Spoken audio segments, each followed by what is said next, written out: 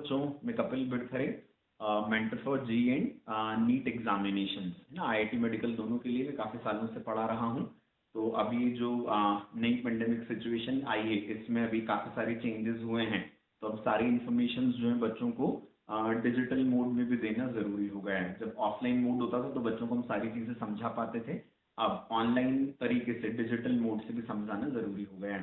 ठीक है, तो अब जी मेन 2021 जो एग्ज़ाम होने वाला है, तो इसमें कुछ चेंजेस किए हैं। ठीक है, अब ये एग्ज़ाम 2019 से गवर्नमेंट ऑफ इंडिया ने किसको कंडक्ट करने के लिए दे दिया, that is NTA, that is national testing agency. तो फिर से ये वाली जो एग्ज़ाम है नेशनल टेस्टिंग एजेंसी ही कंडक्ट करने वाली है। ठीक है, तो जो जी मेन होता है एग्ज़ाम, इसमें दो पेपर्स होते हैं मेनली। जो पेपर 1 होता है, ये अंडर ग्रेजुएट इंजीनियरिंग प्रोग्राम्स में एडमिशन के लिए होता है। ठीक है, इस एग्जाम के थ्रू एडमिशन कैंडिडेट्स को कहाँ कहाँ मिल सकता है, तो हम बोलेंगे it is NITs, that is national institute of technology में। ठीक है, या फिर ट्रिपल आईटीज जो है, that is Indian institute of information technologies. ठीक है, या फिर सीएफटीआईज जो है, that is centrally funded technical institutions. ठीक है, या फिर अब जैसे एक ही एग्जाम होती है देश भर में इंजीनियरिंग की, तो जो अलग अलग स्टेट्स हैं पूरे इंडिया में, तो उन्होंने जिन यूनिवर्सिटीज़ को या टेक्निकल इंस्टीट्यूशंस को रिकॉग्निशन दे रखा है, उन सारे कॉलेजेस में एडमिशन के लिए, that is BE bachelor of engineering या बीटेक, इन प्रोग्राम्स में एडमिशन के लिए अब यही एग्ज़ाम देनी पड़ती है। ठीक है, और यही एग्ज़ाम जो होता है पेपर 1, ये किसके लिए भी एलिजिबिलिटी क्राइटेरिया होता है, तो हम बोलते हैं ये एलिजिबिलिटी क्राइटेरिया होता है for appearing in JEE advance. ठीक है, जो जेईई एडवांस्ड होती है, ये एग्जाम होती है किसके लिए, that is for admission into IITs, that is Indian institute of technology. ठीक है, तो मैंने डिटेल नोट्स बनाए सारे, तो वो मैं आपको अभी सारे देने जा रहा हूँ। ठीक है, अब जो जेईई मेन 2021 होगी, ये मल्टीपल सेशंस में कंडक्ट होने वाली एग्जाम है। ठीक है, अभी पिछले बार तक 2019-2020 में ये जो एग्जाम हुई थी, ये 2 सेशंस में कंडक्ट हुई थी। ठीक है, एक था इट वाज जनवरी और दूसरा था अप्रैल अटेम्प्ट, है ना। लेकिन अब इस बार कोविड-19 की जो पेंडेमिक सिचुएशन है, इसको देखते हुए एनटीए ने एक अच्छा डिसीजन लिया है, इस एग्जाम को मल्टीपल सेशंस में कंडक्ट करने वाले हैं। इस बार जो एग्जाम होगी, ये टोटल 4 सेशंस में कंडक्ट होगी, है ना। पहला जो सेशन रहेगा that will be in February, उसके बाद फिर March, then April and then it is May. ठीक है, तो 4 अलग अलग सेशंस में एग्जाम कंडक्ट होने वाली है। ठीक है, अब इन मल्टीपल सेशंस का फायदा क्या है ना, बच्चों को लग सकता है कि इतनी बार क्या, हम तो एक है ना, बट सारी सिचुएशंस जो है दीज आर अनसीन, है ना। तो ये बच्चों के फायदे के लिए ही है ना, क्योंकि ऐसा जरूरी तो नहीं है कि आपको चारों बार एग्जाम में अपीयर होना है। ठीक है, मिनिमम एक बार आपको एग्जाम में अपीयर होना है। ठीक है, बट 4 ऑप्शन किसके लिए, जैसे आपने एग्जाम का फॉर्म फिलअप किया, बट कौन सी वाली चीज हो गई, आप खुद ही कोविड-19 से किसी और बीमारी से सफर कर रहे हैं और आप एग्जाम देने की स्थिति में नहीं है। ठीक है, तो तब उस समय आपको चीज याद आएगी कि हाँ, गवर्नमेंट ने काफी अच्छा डिसीजन लिया है। ठीक है, तो आप क्या कर सकते हैं, तो आप मल्टीपल सेशंस में एग्जाम को दे सकते हैं। यदि आप एक बार नहीं दे पा रहे हैं तो अगली बार भी नहीं तो उसके अगली बार दे सकते हैं। ठीक है, इससे एक और पॉसिबिलिटी बनती है कि जैसे किसी वजह से ना आपकी भी एग्जाम एक बार अच्छी नहीं हुई ना, आप अच्छा स्कोर नहीं कर पाए, तो यू हैव मल्टीपल अपॉर्चुनिटीज।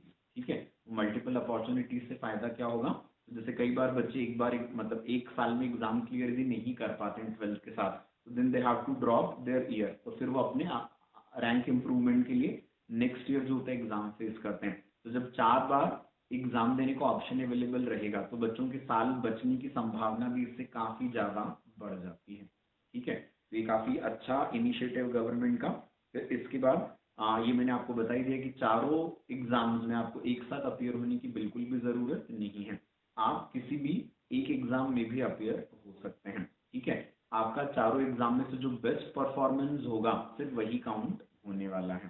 ठीक है, तो this is what that best of 4, जो लास्ट टाइम तक बेस्ट ऑफ 2 था, इस बार वो बेस्ट ऑफ 4 हो गया है। ठीक है, फिर इसके बाद एनटीए ने एक और अच्छा इनिशिएटिव लिया है, हालांकि थोड़ा सा क्रिटिसिज्म भी देखने को मिल रहा है इसको लेकर, जो अच्छा पढ़ते हैं बच्चे, बट आप यदि इस एंगल से देखेंगे है ना कि एग्जाम सिर्फ आप ही नहीं दे रहे हैं ना, मतलब जो सिटी में रहने वाले बच्चे हैं, काफी सारे विलेज वाले जो बच्चे हैं वो भी एग्जाम देते हैं, जिनके पास कोचिंग वगैरह की इंटरनेट की facilities they are not available as such. ठीक है, तो अलग अलग जो स्टेट बोर्ड्स हैं, इस बार इस पेंडेमिक सिचुएशन को देखते हुए उन्होंने जो बोर्ड एग्जाम थी उनके सिलेबस में अमेंडमेंट किया है, सिलेबस रिड्यूस किया है ना। जैसे एनसीईआरटी या सीबीएसई बोर्ड की भी यदि हम बात करें तो उसमें भी अराउंड 25% सिलेबस रिड्यूस किया गया है। ठीक है, अब बच्चे यदि एग्जाम देने जा रहे हैं और जिन चैप्टर्स को सिलेबस में से हटा दिया था, ठीक है, वो बच्चों ने पढ़ी नहीं और उनसे रिलेटेड यदि क्वेश्चन आ जाएंगे तो वो जो रिमोट एरियाज वाले बच्चे हैं वो बेचारे उन क्वेश्चन को अटेम्प्ट नहीं कर सकते हैं। ठीक है, तो एनटीए ने काफी वाइज डिसीजन लिया है इस चीज से भी रिलेटेड कि जो सेक्शन बी रहेगा, अभी पेपर पैटर्न में समझाने वाला हूँ आपको, जो सेक्शन बी रहेगा है ना, उस सेक्शन में 10 क्वेश्चन जो आने वाले हैं, जो न्यूमेरिकल वैल्यू टाइप के क्वेश्चन होते हैं, उन क्वेश्चंस में से बच्चों को any 5 they have to attempt. ठीक है, और इन क्वेश्चंस में नेगेटिव मार्किंग भी नहीं होती। तो एनटीए ने इन सारी चीजों का काफी अच्छे से ध्यान रखा है। ठीक है, तो ये इसके मल्टीपल बेनिफिट्स हैं जो स्टूडेंट्स को मिल सकते हैं, सबको इसका एडवांटेज लेना है। ठीक है, तो अब ऑप्शंस अवेलेबल होने की वजह से जो बच्चे अच्छा पढ़ते हैं, जिनके पास बेटर फैसिलिटीज अवेलेबल हैं, वो और ज़्यादा अच्छा स्कोर कर पाएंगे। और जो रिमोट एरियाज में थे जिनके पास अच्छी फैसिलिटीज अवेलेबल नहीं है, उनके लिए भी क्या हो जाएगा, बेटर स्कोर करने के चांसेस रहेंगे। ठीक है, अब इसके बाद फिर एग्जाम का यदि हम वो देखें, एग्जाम का कंपोजिशन देखते हैं। ठीक है, तो इसमें कौन सी वाली चीज होती है, हम बोलेंगे जैसे जो पेपर 1 होता है, ये तो मैंने आपको बता ही दिया कि सारे अंडर ग्रेजुएट इंजीनियरिंग प्रोग्राम्स के एडमिशन के लिए होता है। ठीक है, तो जो पेपर बी है उसमें दो हिस्से होते हैं, it is part A and part B. तो जो पेपर 2A जिसको हम बोलते हैं वो होता है that is for B Arch ना, आर्किटेक्चर कॉलेजेस में एडमिशन के लिए। एंड जो पेपर 2B होता है that is for B planning, planning वाले कॉलेजेस में एडमिशन के लिए। ठीक है, तो अब हमको कौन सी चीज, अब एग्जाम की जो डिटेल्स हैं वो मैं आपको बता रहा हूँ। ठीक है, तो जैसे जो पेपर 1 है, ठीक है, जो किसके लिए रहेगा, that is for BE and BTech program in NITs, CFTIs and it is what that triple IT and other state recognized colleges and institutions. ठीक है, तो इनमें जो सब्जेक्ट्स हैं these are what, physics, chemistry and mathematics. ठीक है, अब इनमें जो पेपर का पैटर्न रहेगा, इसमें क्या रहेंगे, दो सेक्शन रहेंगे, that is section A and section B. ठीक है, सेक्शन ए जो रहेगा हर सब्जेक्ट का, फिजिक्स का, केमिस्ट्री का एंड मैथमेटिक्स का, तीनों में क्या रहेंगे, 20 MCQs रहेंगे ना, that is multiple choice question है ना। उसमें नॉर्मली बच्चों को एक क्वेश्चन के साथ 4 ऑप्शन दिए जाते हैं जिनमें से कोई एक ऑप्शन करेक्ट होता है। तो यहाँ पे नॉर्मली निगेटिव मार्किंग भी रखी जाती है। ठीक है, सेक्शन बी नहीं, यहाँ पर अभी नए उसमें चेंज हुआ है ना, नए वाले पैटर्न में। सेक्शन बी में 2019-20 तक 5 क्वेश्चंस आते थे and all 5 of them they were compulsory. ठीक है, लेकिन अब क्या हो जाएगा, फिजिक्स, केमिस्ट्री एंड मैथ्स में सेक्शन ए में 20-20-20 and these are multiple choice question जिनमें एक क्वेश्चन, एक ऑप्शन करेक्ट रहने वाला है। और जो सेक्शन बी रहेगा ये क्या रहेगा, that is numerical value type की, बच्चों को कैलकुलेट करके आंसर निकालना है and that answer is to be filled up.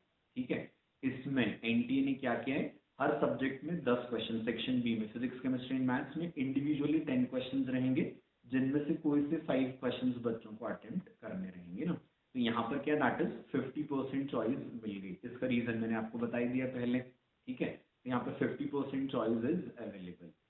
ठीक, अब इसमें क्या है, एक और एडवांटेज है कि यहाँ पर निगेटिव मार्किंग भी नहीं है। जो सेक्शन बी के क्वेश्चन है न्यूमेरिकल वैल्यू टाइप, इसमें निगेटिव मार्किंग भी नहीं रहेगी। ठीक है, तो this is something very important to note. आपको अपनी एग्जाम की स्ट्रैटेजी, एग्जाम हैंडल करने की स्ट्रैटेजी इसी बेसिस पर बनानी है। ठीक है, फिर इसके बाद जो पेपर 2 होता है, तो पेपर 2 में हमने बोले दो section, that is paper 2A जो किसके लिए होता है, that is for B Arch. ठीक है, तो बी आर्क जो है इसमें क्या रहेगा, एक सब्जेक्ट तो रहेगा दैट इज मैथमेटिक्स। ठीक है, उसमें फिर से वही 20 क्वेश्चन रहेंगे सेक्शन ए में, और सेक्शन बी जो है इसमें क्या रहेंगे, 10 क्वेश्चन जिनमें से कोई से 5 अटेम्प्ट करने रहेंगे and there will be numerical value type of questions only. ठीक है, फिर इसके बाद जो इसका सेकंड वाला सेक्शन रहेगा वो कौन सा वाला होता है, तो हम बोलेंगे that is aptitude based questions. ठीक है, तो जो एप्टीट्यूड बेस्ड क्वेश्चंस हैं इनका नंबर क्या रहेगा, that is going to be 50। ठीक है, इसमें क्या रहेगा, सिर्फ एक ही section, that is of single choice questions only. ठीक है, इसके बाद फिर जो थर्ड वाला पार्ट रहेगा इसमें वो रहेगा it is drawing based questions जिनका नंबर 2 रहेगा। ठीक है, तो जो पेपर 2 है इसमें टोटल क्वेश्चंस का नंबर जो रहेगा that is going to be 82। ठीक है, ये उन बच्चों को, ये वाला जो paper that is not compulsory, जिन बच्चों को आर्किटेक्चर कॉलेजेस में एडमिशन लेना है, ये सिर्फ उनके लिए होता है। ठीक है। पेपर 1 किन के लिए मैंने आपको बता ही दिया है, that is eligibility for appearing in IIT advanced for JEE advanced and that is for admission into IITs। ठीक है, वो बचे हुए फिर इंजीनियरिंग कॉलेजेस में। ठीक है। बी प्लानिंग जो है, इस बी प्लानिंग में भी क्या रहेगा, तो एक पेपर तो मतलब एक ही पेपर में पहला सेक्शन जो रहेगा किसका, मैथमेटिक्स का।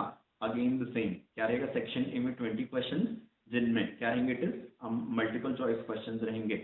और सेक्शन बी जो उसमें 10 क्वेश्चन जो रहेंगे न्यूमेरिकल वैल्यू टाइप, जिसमें से any 5 they have to attempt, जिसमें निगेटिव मार्किंग नहीं। ठीक है। उसके बाद फिर अगले जो क्वेश्चंस रहेंगे वो कौन से हो जाएंगे, दीज आर, तो हम बोलेंगे वो क्वेश्चंस हो जाएंगे एप्टीट्यूड बेस्ड, इनका नंबर रहेगा दैट इज 50 और ये रहेंगे it is multiple choice questions only. ठीक है। उसके बाद फिर कौन सी वाली चीज रहेगी, तो हम बोलेंगे इसमें प्लानिंग बेस्ड क्वेश्चंस भी होंगे, जिनका क्या नंबर रहेगा दैट इज 25। नहीं, इसमें भी सिर्फ एक ही सेक्शन रहेगा। ठीक है। तो यहाँ पर टोटल नंबर ऑफ क्वेश्चंस जो हो जाएंगे विल बी 105। ठीक है। अब इसके बाद एग्जाम की जो टाइमिंग्स हैं तो क्या हो जाएगा, तो एग्जाम जो रहेगी हर बार के जो सेशंस हैं that is February, March, April and May, सारे सेशंस में क्या होता है, हर दिन एग्जाम जो होती है ना वो क्या हो जाएगी, एक तो 2 बार होती है, उसके जो टाइमिंग्स है दैट इज 9 to 12, और उसके बाद दूसरा जो टाइम रहेगा दैट इज 3 to 6। ठीक है। और जो ये जो बी प्लानिंग वाला कोर्स है इसके लिए जो टाइमिंग रहेगा, इसके जो पेपर का टाइमिंग रहेगा दैट इज 3 to 6 ओनली। ठीक है। तो ये टाइम हो जाएंगे। अब एग्जाम लेने का जो मोड है, ठीक है, तो वो पेपर पेन पर नहीं होगा बेटा, इस चीज को ध्यान में रखना है। ठीक है। एग्जाम लेने का जो मोड है वो स्ट्रिक्टली क्या रहेगा, that is CBT, that is computer based testing होने वाली है ना। इसमें एक ही एक्सेप्शन आएगा, वो कौन सा वाला रहेगा, तो हम बोलेंगे इट इज बी आर्किटेक्चर में। मैं आपको क्या बताया था कि थर्ड सेक्शन में 2 क्वेश्चन रहेंगे जो ड्राइंग बेस्ड होंगे। ठीक है। तो ये ऑफलाइन मोड में पेपर पेन से आपको देने रहेंगे ना, जो भी बच्चे आर्किटेक्चर में एडमिशन के लिए इंटरेस्टेड हैं। बाकी जो एग्जाम का पैटर्न रहेगा that is strictly CBT, computer based testing रहेगी। ठीक है। अब इसके बाद फिर जो अभी गवर्नमेंट ने नई एजुकेशन पॉलिसी भी लॉन्च की है ना, उसमें उन्होंने लोकल लैंग्वेजेस को प्रमोट करने की बात कही है। ठीक है। तो पहले जो एग्जाम का पेपर NTM जो एग्जाम कंडक्ट किए थे वो हिंदी, इंग्लिश और गुजराती में कंडक्ट हुए थे। ठीक है। अब लेकिन कौन सी चीज है, तो हम बोलेंगे लोकल लैंग्वेजेस को प्रमोट करने के लिए है ना, अभी जो एग्जाम है ये असमीज लैंग्वेज में भी होगा, बंगाली में भी होगा, इट इज कन्नड़ा में होगा, then it is Malayali language Malayalam में होगा, then it is Tamil, Telugu, Punjabi, Marathi. ठीक है। तो ये एंड उर्दू इवन। ठीक है। तो इन सारी एग्जाम, इन सारी लैंग्वेजेस में भी क्वेश्चन पेपर हमको देखने को मिलने वाला है ना, that is again the new change and that is in accordance with what that NEP 2021, that is new education policy, जिसमें लोकल लैंग्वेजेस को एम्फेसाइज किया जाना है। ठीक है। अब इसके बाद फिर डेट्स जो है एग्जाम्स की ना विच आर वेरी इंपॉर्टेंट है ना, क्योंकि आपको फिर अपनी एग्जाम में कब कब अपीयर होना है या चारों बार अपीयर होना है, तो आप इन्हीं के हिसाब से अपीयर हो सकते हो। तो फरवरी में फरवरी वाला जो सेशन है तो इसमें जो डेट्स हैं these are 23, 24, 25 and 26 of February 2021। ठीक है। इसके बाद मार्च में जो सेकेंड सेशन होगा इसकी डेट्स हैं 15th, 16th, 17th and 18th मार्च। ठीक है। फिर सेशन 3 जो अप्रैल में कंडक्ट होने वाला है इसकी डेट्स है 27, 28, 29 एंड 30th अप्रैल, है ना। इन तीनों सेशंस में तो 4 डेज में एग्जामिनेशन कंडक्ट होने वाली है। जो मई वाला सेशन है इसमें 5 डेज में एग्जाम कंडक्ट होगी, क्योंकि यहाँ एक्सपेक्टेड है कि बच्चों का नंबर बढ़ेगा। ठीक है। तो इसमें मई में जो डेट्स हैं दीज आर 24, 25, 26, 27 एंड 28 मई 2021। ठीक है। तो these are the examination calendar, ये डेट्स हैं, तो इनके हिसाब से अपने को स्ट्रैटेजी फाइनल अपनी करनी है। ठीक है। अब इसके बाद कैंडिडेट्स के लिए जो इंपॉर्टेंट इंस्ट्रक्शंस हैं ना वो भी एक बार ध्यान से सुन लीजिए कि एप्लीकेशन जो है ये ऑनलाइन मोड में ही एक्सेप्टेड है। ठीक है। और ये एप्लीकेशन आप अप्लाई कर सकते हैं 16 दिसंबर 2020 से स्टार्ट हो चुकी है, और इसकी जो एंड डेट रहेगी ये 16 जनवरी 2020 है। ठीक है। ऑनलाइन मोड में जो पेमेंट है वो इवन 17 जनवरी 2021 को भी एक्सेप्टेड है, जिस दिन संडे है। ठीक है। इसके बाद फीस जो है वो चारों सेशंस की आप इकट्ठी एक साथ भी पे कर सकते हैं। ठीक है। और आप यदि 1 या 2 किसी एग्जाम में अपीयर होना चाहते हैं तो उन 2 एग्जाम के आप भर सकते हैं, तो मतलब इसमें काफ़ी फ्लेक्सिबिलिटी एनटीए ने दी है।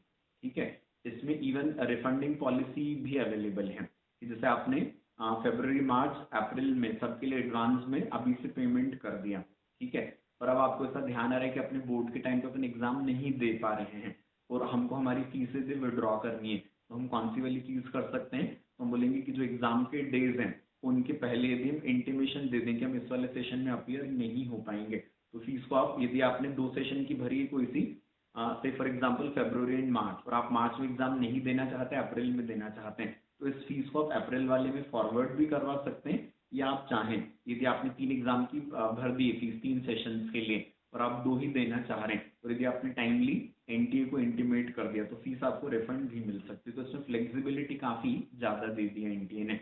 तो यदि आप चारों बार की फीस इकट्ठी भी भर देते हैं तो बाद में अपना डिसीजन चेंज करते हैं, तो क्या हो जाएगा, एक तो फीस को फॉरवर्ड करने की फैसिलिटी भी दी है एनटीए ने, और यदि आप फीस चाहें तो विड्रॉ भी कर सकते हैं।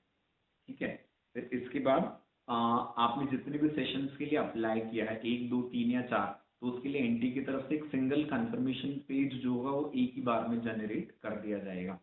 ठीक है, उसके बाद फिर कैंडिडेट जो है ना, इसके लिए वो मैंने आपको बता दिया था कि आप एक सेशन के लिए भी अप्लाई कर सकते हैं, 2 के लिए भी, 3 के लिए भी और 4 के लिए भी। ठीक है, तो कौन सी चीज़ें, लेकिन यदि आपको इन कॉलेजेस में एडमिशन चाहिए तो आपको मिनिमम एक बार तो अप्लाई करना ही पड़ेगा। ठीक है, और एग्जाम में अपीयर भी करना पड़ेगा, है ना। फिर इसके बाद कौन सी चीज़ें, यदि आप बाय चांस फर्स्ट वाले सेशन का फॉर्म नहीं भर पाए या नहीं भरना चाहते, तो क्या हो जाएगा, हर बार एग्जाम जब होगी और उसके बाद रिजल्ट का डिक्लेरेशन होगा, तो रिजल्ट डिक्लेरेशन के इमीडिएटली बाद क्या हो जाएगा, 2-3 दिनों के लिए ये जो एप्लीकेशन पोर्टल होगा ये एनटीए फिर से ओपन करेगा। तो यदि आपने फर्स्ट सेशन में अप्लाई नहीं किया था तो आप उस टाइम पर सेकंड सेशन में अप्लाई कर सकते हैं। यदि आप फर्स्ट और सेकंड दोनों सेशन में अप्लाई नहीं किया है तो थर्ड में कर सकते हैं, यदि तीनों में हो गए तो सिर्फ फोर्थ में भी अप्लाई कर सकते हैं। ठीक है, तो फ्लेक्सिबिलिटी इज क्वाइट वाइड। ठीक है, इसके बाद फिर अगली चीज जो इसमें वो ये रहेगी कि एक कैंडिडेट जो है, ठीक है, वो अपने नाम से अपने आधार कार्ड से क्या कर सकता है, हम बोलेंगे एक ही बार अप्लाई कर सकता है। ठीक है, मल्टीपल टाइम आप अप्लाई कर ही नहीं सकते किसी भी हालत में, आपका candidature will be totally rejected. ठीक है, तो इस बात का बेटा एक ध्यान रखना है अपने को अच्छे से कि कभी हमसे बाई चांस फॉर्म्स वगैरह में गलती हो जाती है तो हम दूसरा फॉर्म भरने की कोशिश करते हैं। ठीक है, but this is very important point two keep in mind कि एनटी एक बार फॉर्म्स एक्सेप्ट करने के बाद क्या करते हैं, अपने पोर्टल्स को फिर से ओपन करते हैं करेक्शन के लिए। ठीक है, but you have to be vigilant for all these things. ठीक है, तो एनटीए में फ्लेक्सिबिलिटी काफ़ी ज़्यादा है कि आपसे भी फॉर्म भरने में गलती भी हो गई है तो हमको गलती से भी दूसरा फॉर्म नहीं भरना है, क्योंकि दूसरा फॉर्म किसी भी हालत में एक्सेप्ट होगा ही नहीं। ठीक है, हमको कौन सी चीज़ करनी है, we have to keep patience, हमको वेट करना है। क्या हो जाएगा उसमें, हम बोलेंगे वो पोर्टल्स फिर से ओपन करते हैं, ठीक है, अपना फॉर्म चेक करने के लिए, यदि कुछ गलती हो गई हो तो आप उसको करेक्ट कर सकते हैं। ठीक है ना। और इसके बाद सबसे आखिरी में एक चीज़ इंपॉर्टेंट है ना, ये आपको मैंने बेसिक इन्फॉर्मेशन तो सारी दे दी है। ठीक है, अब इसके अलावा यदि आपको डिटेल्ड इन्फॉर्मेशन बुलेटिन और पढ़ना है तो एनटीए की जो साइट्स हैं, है ना, तो ये मैं अपने इसमें डिस्क्रिप्शन बॉक्स में भी इनका एड्रेस डाल दूंगा। ठीक, और एक बार अभी मैं आपको बोल के बता ही देता हूँ, है ना। तो इट इज jeemain.nta.nic.in, है ना, इस वेबसाइट को आप विजिट कर सकते हैं, या www.nta.ac.in, है ना। फिर से एक बार बोल देता हूँ, इट इज jeemain.nta.nic.in, है ना, इस वेबसाइट पर, या फिर www.nta.ac.in। ठीक है, तो इन साइट्स को मैं डिस्क्रिप्शन बॉक्स में लिख दूंगा, वहां क्लिक करके आप चाहें तो डिटेल्ड इन्फॉर्मेशन बुलेटिन जो है वो ले सकते हैं। ठीक है, बट आपको इन्फॉर्मेशन यूजफुल लगी हो तो मेरे चैनल को जरूर सब्सक्राइब करें। Thank you.